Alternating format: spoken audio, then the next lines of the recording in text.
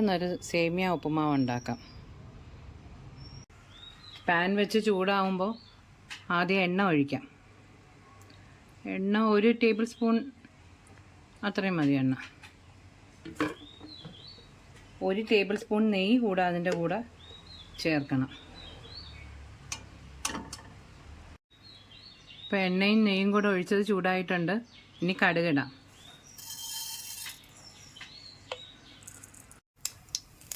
കടുക് പൊട്ടി തുടങ്ങിയിട്ടുണ്ട്. ഇനി ഉഴുന്നിടാം.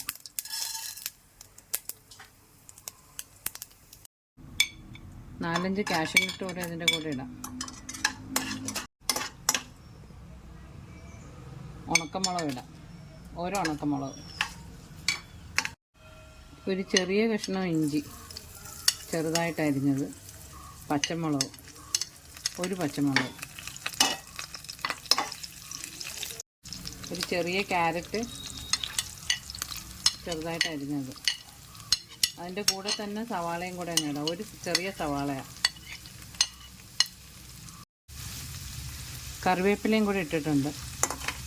ഇതൊരു 5 മിനിറ്റിന് ഇതൊന്ന് വെന്ത് വരുന്നിടം വരെ അടച്ചു വയ്ക്കാം. ഇതിപ്പോൾ റെഡി ആയിട്ടുണ്ട്. 1 കപ്പ് സേമിയയാണ് ഞാൻ എടുത്തത്. 1 കപ്പ് സേമിയയ്ക്ക് 1.25 കപ്പ് വെള്ളം വേണം. വെള്ളം ഒഴിക്കുക.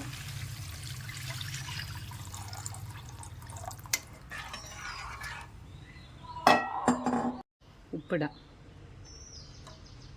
വെള്ളം തിളയ്ക്കുന്നത് വരെ അടച്ചു വയ്ക്കാം.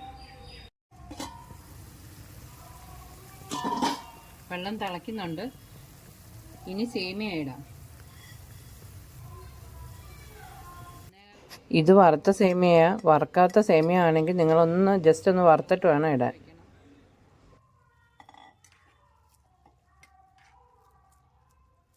ഒരു 5 മിനിറ്റ് ഇത് അടച്ചു വയ്ക്കാം.